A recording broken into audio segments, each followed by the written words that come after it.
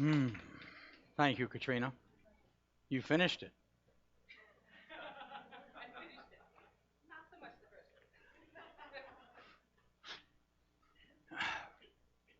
There was a beautiful outpouring of love, of healing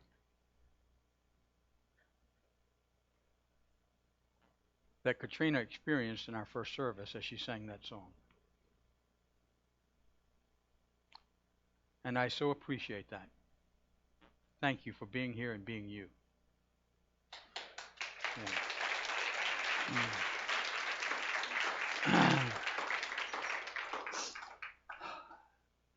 As some of you know, this past week, the week before, I started preparing while I was on vacation for the message on immigration.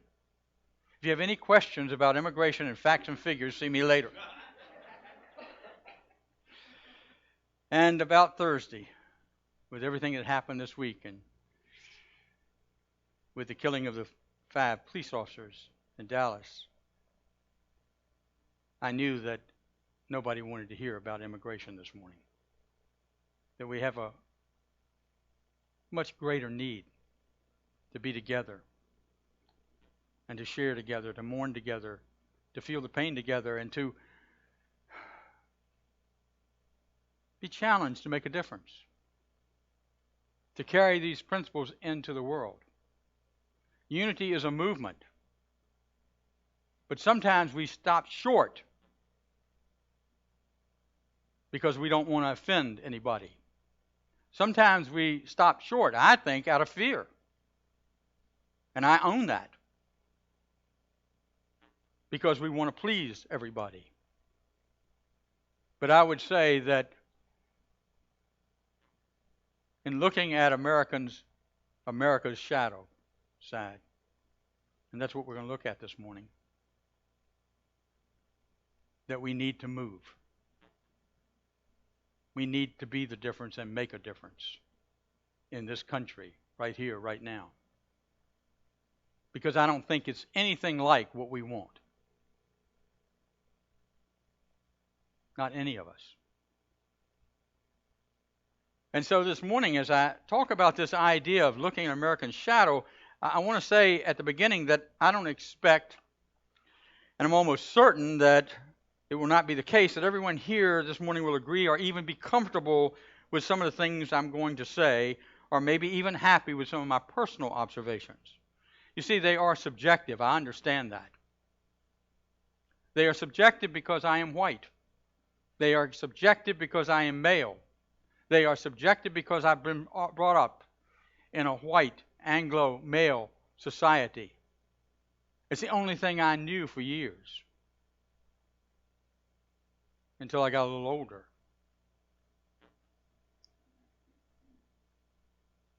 Race relations, particularly in this country, is here because of the centuries of old tensions between white and black. Now it pours over between Hispanic and black, Hispanic and white. Because of the slavery, the horror of slavery that many have lived in, and because of Jim Crow racism that some say has gone away, but I say is here still today, showing up in different ways. It shows up with the incarceration of black male Americans. It shows up sometimes when we don't care enough to be a difference. And so I know that it is a complicated and painful and divisive subject, which engenders a great deal of intense emotion and deep and strong opinion. I felt that this morning. I felt it as I prepared this message over the last few days. Rob Jones emailed me on Friday and said, "Do you think you ought to be talking about immigration?" And I emailed him back and said, "I've changed it." And I appreciate his thoughtfulness. And I feel like that this topic, this particular morning, has been laid in my lap. And maybe I haven't said enough about it in the past. but I have made statements from time to time, sometimes well received and sometimes not quite as well received, and that's okay. Because you see, what we're really doing here is we're looking at Americans' shadow, the shadow side, the thing we want to hide and not admit is there, but it's showing up. And where better than here in this spiritual community, right here in this place, to talk about the challenges of race, where we can agree and disagree with love as a foundation, where we can have dialogue, where we honor one another, our differences and those ways in which we are alike. I'm really proud that here at Unity of Richmond we have a team called Race Matters. I've sat in a number of their meetings, many of them. And what I have learned has been wonderful about myself and about others. And especially about the life of being an African American. I was somewhat familiar with this. When I was in seminary, we had courses, and one of the courses was really a workshop done by a couple of women whose name I have forgotten, on the differences between being white in America and being black in America. And we probably had about 8 or 9 out of 30 people, 8 or 9 African Americans who were in our class, plus a faculty member. And we went through an exercise. And there were questions that were asked. And the questions were like, have you ever been pulled over in the last year by a policeman? If you have, take a step forward. Every black person in that class stepped forward. Only a couple of white people did.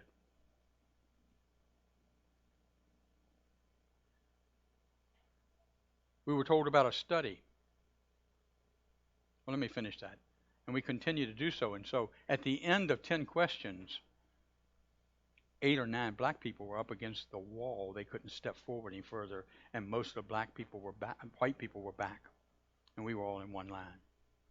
And I said, we don't understand. We don't even, it just goes by us as we're white. Until we are willing to look at it. And what Race Matters has done for me is give me the opportunity to look at it and even understand even deeper what goes on and to be concerned. And so I appreciate that opportunity. You know, our president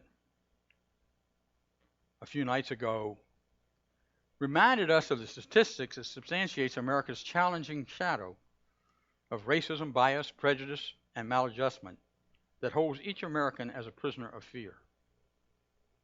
Maladjustment. The maladjustment is that we live with this issue and don't want to face it. That we think it might go away one of these days. That nobody else will be shot. Nobody else will be pulled over. Nobody else will be arrested without warrant. It's just going to go away. It's going to heal itself someday. And I think it will. But only if we are active in affirming that, in believing that, and having the faith to see the change. Our president said, all Americans should be troubled by the shootings. These are not isolated incidents. They are symptomatic of a broader set of racial disparities that exist in our criminal justice system. And by the way, what we teach in Unity and what the Course in Miracles teaches is that if you see it, you emit. You are what you're looking at to some degree. Statistics. 30% or more of African Americans are more likely to be pulled over than white Americans. 3 times more are likely to be searched when they are pulled over than white Americans. And this is usually without cause, without any evidence whatsoever. African Americans were shot by police at more than twice the rate of whites. Arrested at twice the rate of whites. 75% are more likely to serve time, prison, than are whites, with the charges brought against them. And African Americans, as most of you know, and Hispanics make up over 50% incarcerated, but only 30% of our general population. Most of them own drug charges. And so the first thing I would say that you may or may not agree with is we got to get rid of some of the laws regarding drugs. We just have to.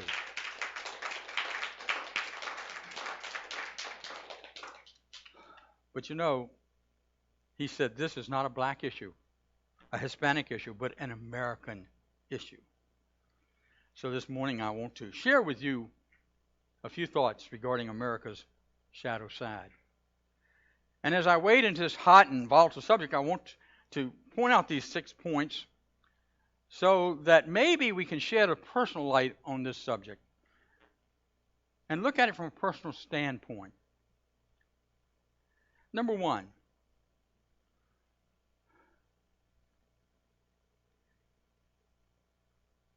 as in the case with so many of the most pressing social issues in America, the question as to whether or not African Americans are treated justly by the police courts and recent other tragedies involving the deaths of black males at the hands of police have caught the nation's attention, and so it should. Has revealed a deep and painful division in our nation. And I wish that were not true, but it's there. America's shadow is being brought out into the light to be examined and to be resolved. Remember that. I would prefer for it to happen another way. I would prefer to think that we're far enough along we could all just sit down and have a nice dialogue and get it all over with. But that's not where we are. Any of us. We're willing to talk among ourselves. I've been to several meetings about racism and some of the challenges in Richmond, along with another 24 white people, and no African American is there. I sat in a meeting where we talked about gangs in Richmond. No gang members were there. That will not work.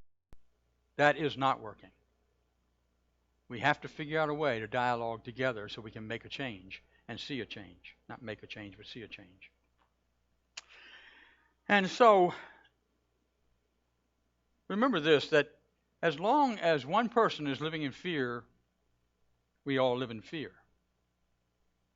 As long as one person feels separated from another, we all feel separated. Because you see, we are uniquely one. We think we're different, and we're trying to be different. But as long as one person feels separated, we all are separated. That's what the Course in Miracles teaches us. That's what unity teaches. The second thing is, in each of these cases of African American males being killed by police officers, the facts relating to each incident matter, and leaders, be they from the African American community or police organizations, or white community, or conservative white community, should refrain from exaggeration, outrage, stereotyping, and selective application of the facts. I don't know if I'm guilty of this. You can use the word guilty if you want to. But there have been a couple times that even in prayer and or my statements about what's happened in the past, it wasn't enough for some folks. They felt like that I was not willing to face the facts. And all I was saying is I don't have the facts. I don't have all the information. And when we jump to conclusions with inadequate information, we make mistakes. And so I believe that we have to look for the facts, that what happens in these incidents is important. And I know in just about every incident that the shooting did not have to take place, even if it appears it had to.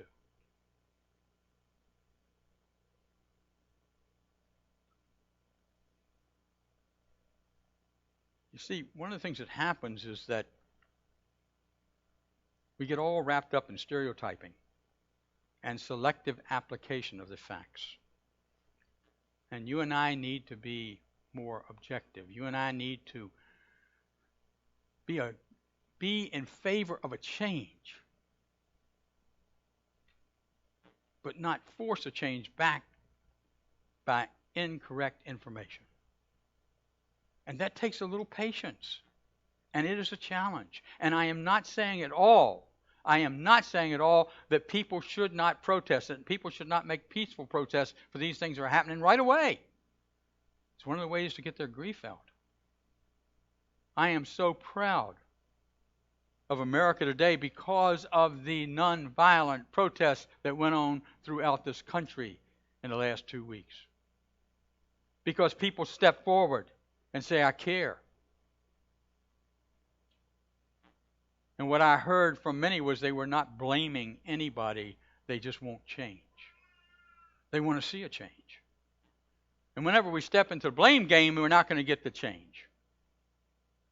Because we are polarized. Because we're allowing our hurt to get in the way.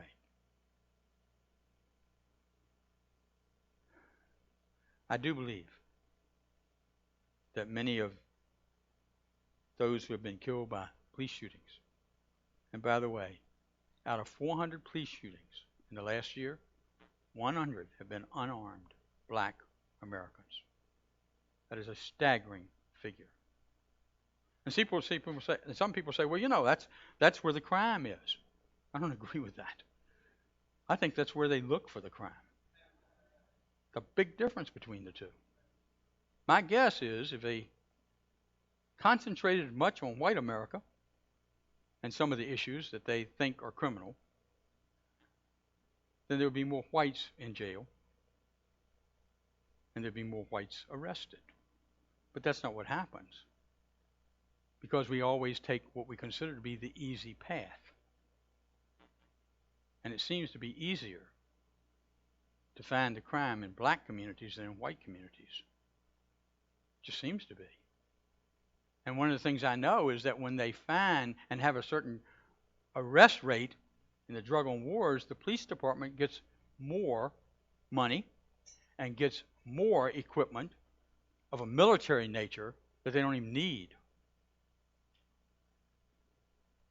I mean, how many people need a tank like they had in Ferguson? The National Guard, yes. Our military, yes. But not the police department. Come on. And so we need to face up with some of these things. But one of the things I know is that as I've looked at many of these cases, and I have studied them as they happen, and certainly during the last few weeks, some are lawful and just shootings, supposedly. Some are unjustified killings.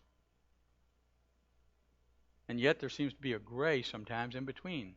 And I can't tell the difference. I'm just being candid and honest. I can't tell the difference. Maybe because I'm a white male American. I don't know.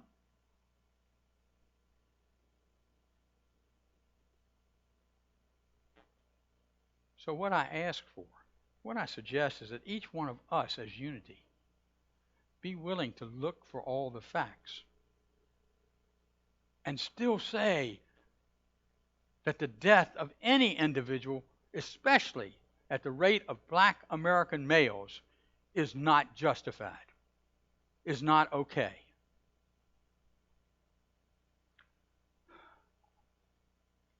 Number 3.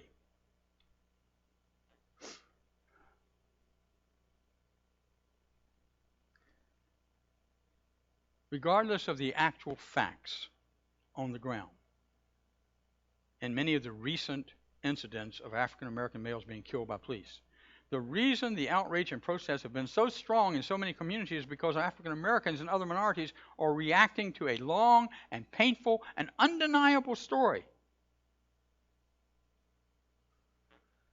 of a history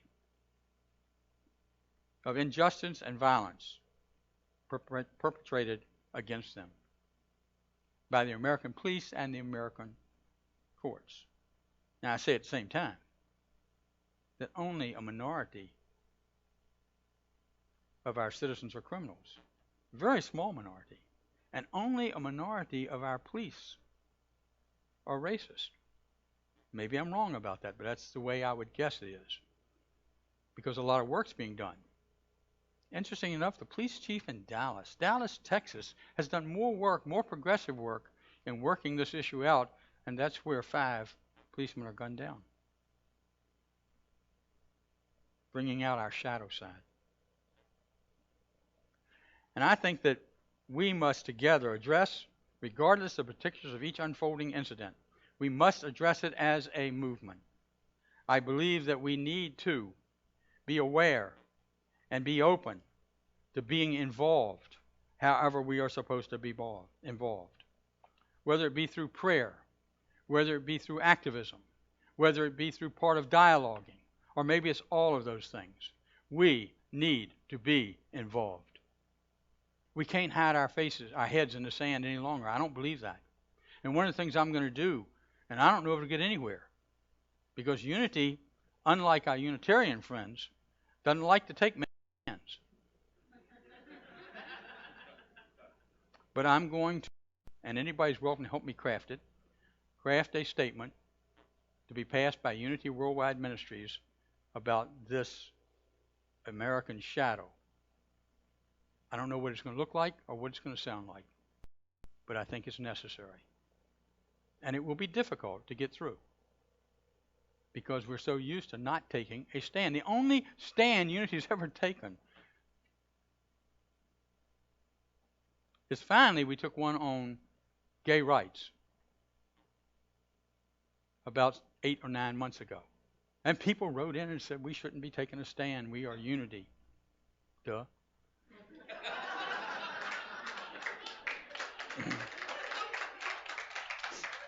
This was not part of my speech to get elected, by the way. Anyway,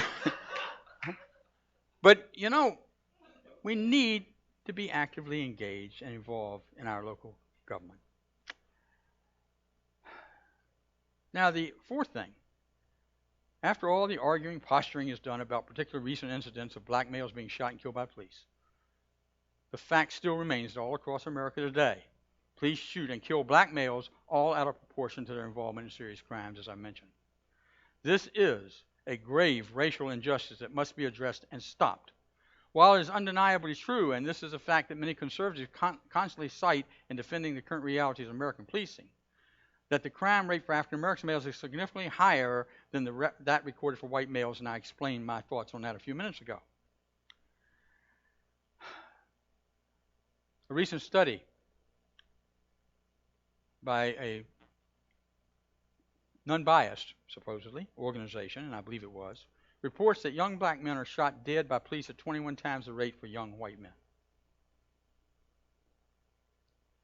And the FBI statistics show that most police shootings in America involve either young black men or mentally ill white men. Interesting. So, I kind of agree with an author of the New York Times who said that our police, which brings up the next point, are too quickly ready to shoot. And I think that is evident when a black man is running away and shot in the back. And thank God for video cameras, because that policeman would not have been apprehended without them.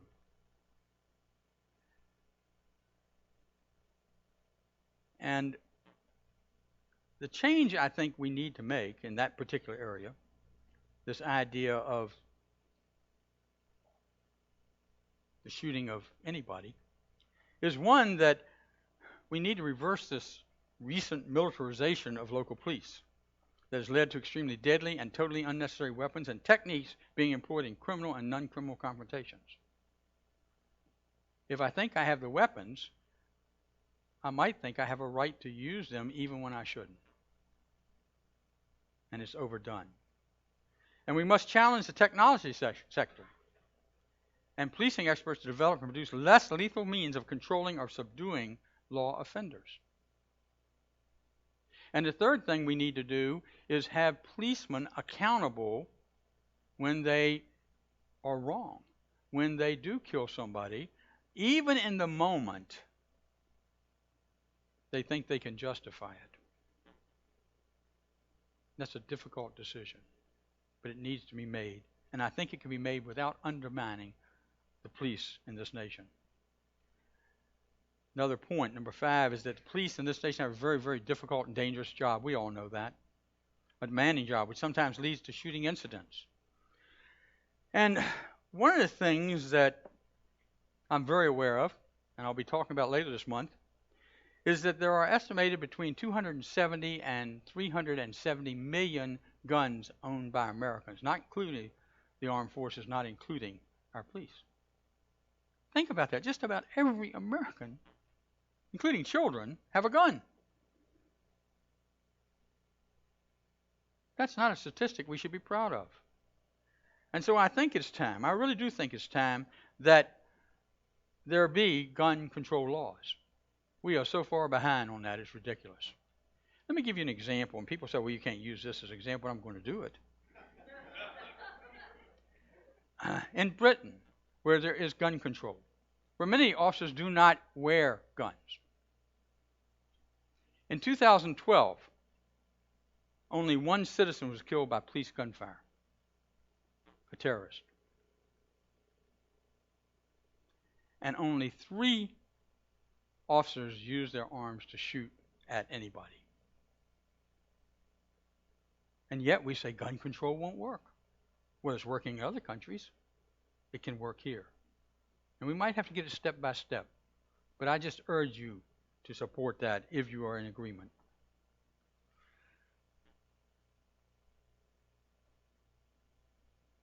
I know that far too many Americans die by police gunfire. Far too many. But it will not change unless we are the catalyst for change.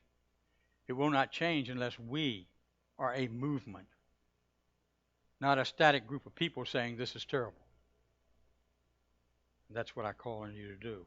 The 6th thing I'd like to point out is that the sad and troubling truth is that many young black males in America are in crisis. Their lives and behaviors are spinning out of control in many ways that leads to, among other things, dangerous confrontations with police. Because many times they've been taught to run from the police. Let's teach our children not to do that. Because it does lead to more violence. Many times they are taught not to trust the police. And I've got to admit, standing here, that I don't totally trust the police. I trust most policemen. But when incidents like this take place, I believe that many of these policemen cover things up. They aren't telling the truth. For example, they just pulled a man over for a busted taillight, but all the videos show no busted taillight. So I don't have to ask who's lying. I know. That's the facts I'm talking about. Now, there may be other facts that I don't know about, and we'll see as it unfolds. But basically,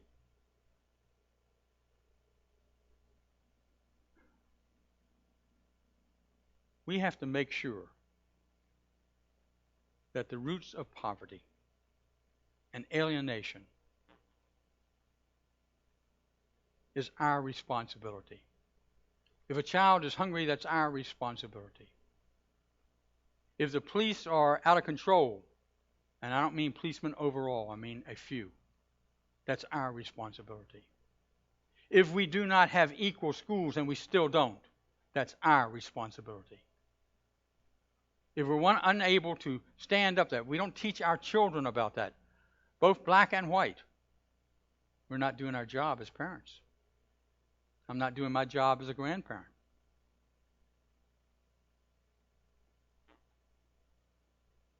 Because you and I, again, need to be that catalyst for change. You and I need to stand up and not blame the failings on a black family system that doesn't work, or a black culture that we think doesn't work, or black male behavior that warrants, and it does not, a life being taken. It's only you and I who can make that difference. And so there are 3 things that I suggest maybe we look at. First, I believe police and the courts and our government leaders need to systematically review how they operate in all communities. And they're doing that, but not quick enough. Especially in those communities that are insulated like it was in Ferguson at one time. Secondly, we as a society need to allocate significant tax resources to undo the residual inequality that remains from the scourge of American racism and inequality. To move forward in America where all communities have adequate housing and jobs, good schools and health care, the opportunity for all citizens to thrive in safe, clean, and peaceful neighborhoods. I believe, and I didn't for a long time, that those who are wealthy, those who are blessed, ought to be taxed at a rate so we can share with those who aren't.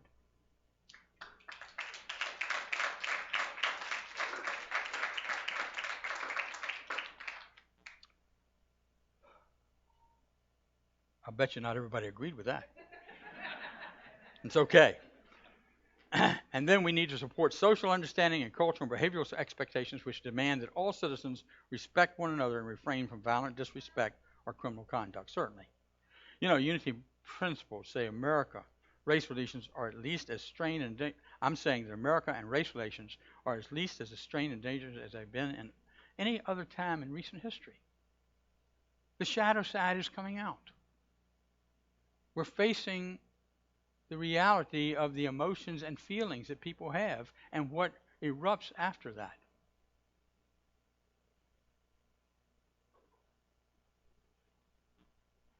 And I ask us to pray over that. To not be angry.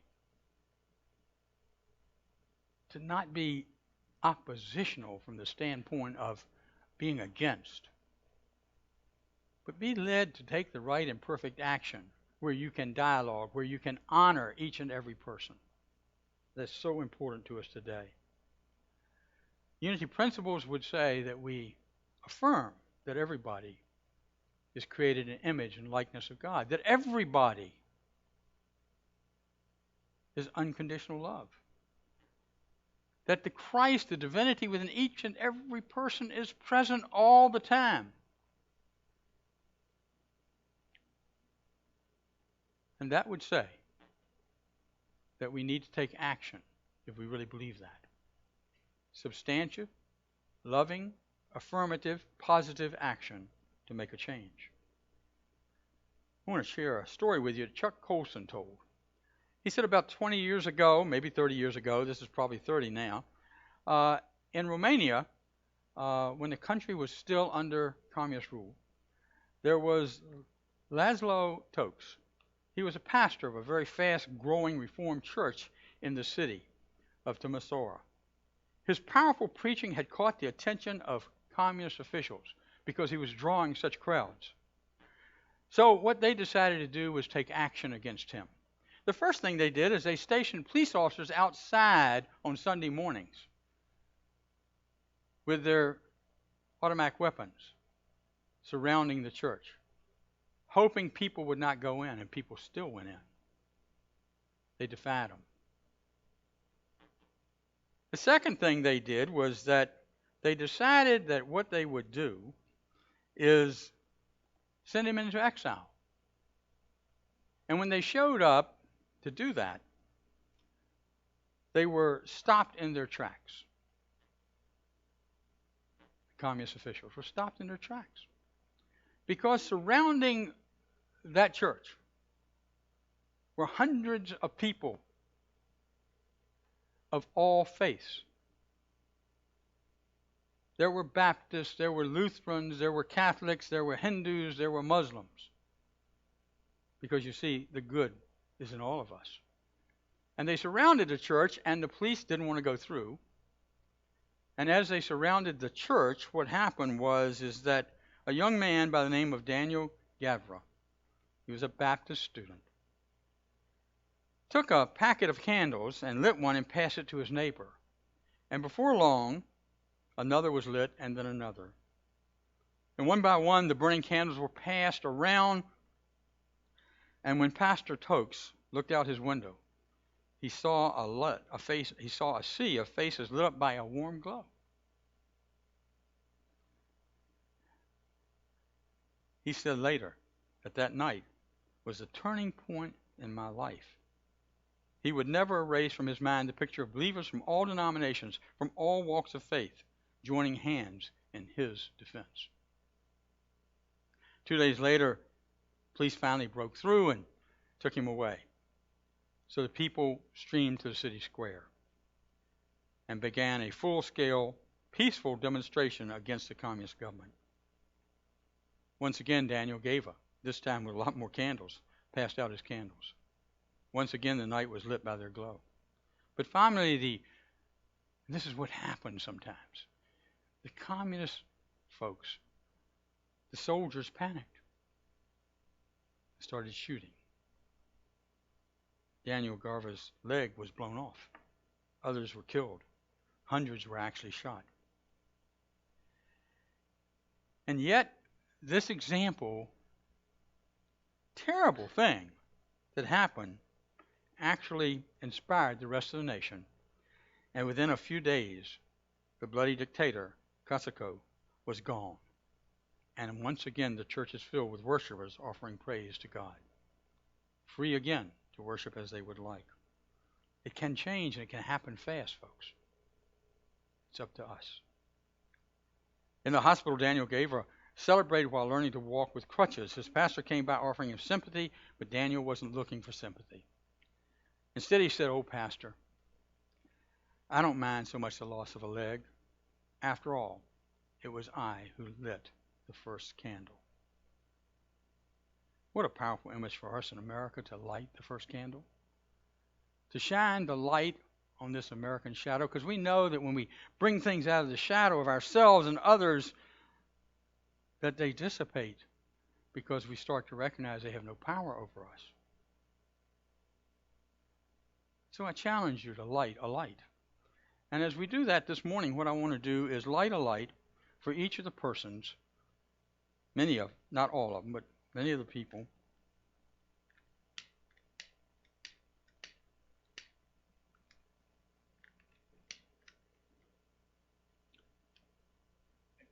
Thank you.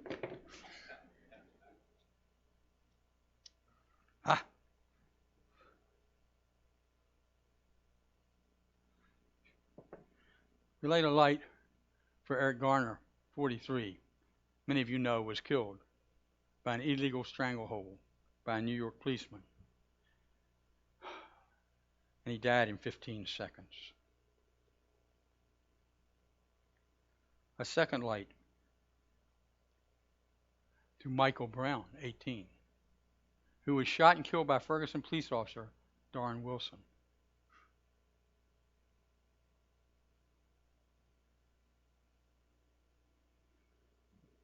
A third light for Tamir Rice, a young Cleveland boy, 12 years old, who was playing with his toy gun. That's what I did as a kid. But nobody shot me. And by the way, he was shot within 2 seconds after the officer got out of his car. 1001, 1002, and he was gone. How do you assess any situation that quickly? Obviously, there was a reaction, and now a boy's life who was taken. And we're going to get this one going here in a minute.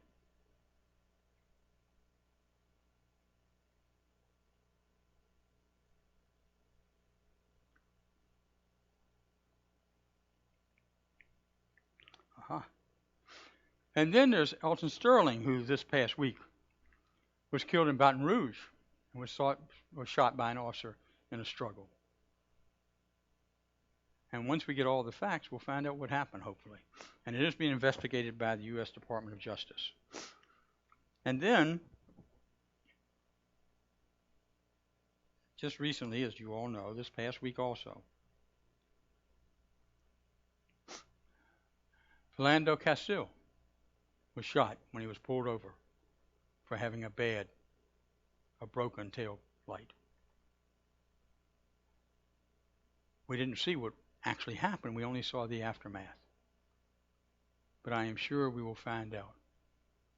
And by the way, I know this is casting a little disparage on that, but you know those two officers told people with cell phones not to take any pictures, that they would confiscate their phones? That's fear. That's not the right way to govern. And then, as we all know,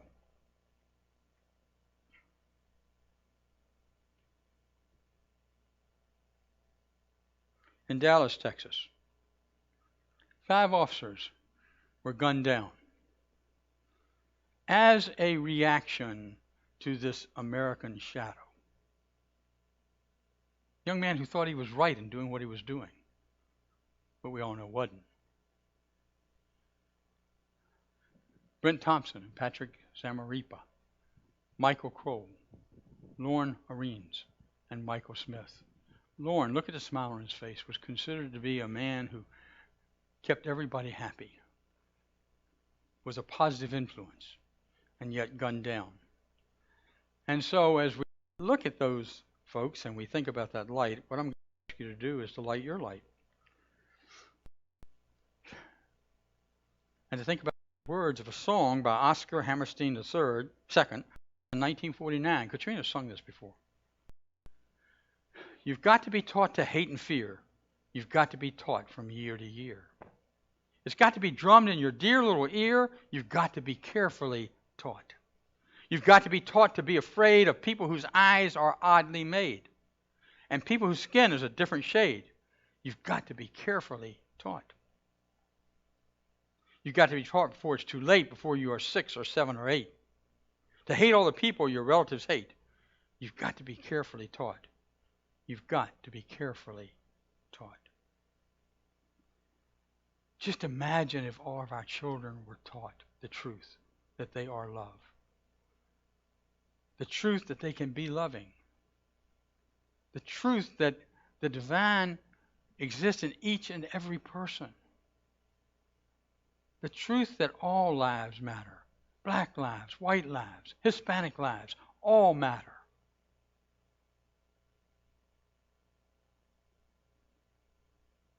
We can then imagine a world that works for all. We then can imagine that the desire to be right and correct what we think is wrong no longer is needed. It's released. And you have the opportunity to release that this morning, if you haven't already. I know many of you have.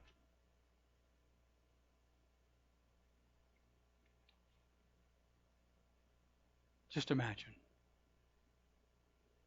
and affirm a world that is changing, and that as a shadow comes out, like all shadows, it will dissolve. It will have no power over anybody, no matter what their color or race. We can do that. We can do that. Thank you.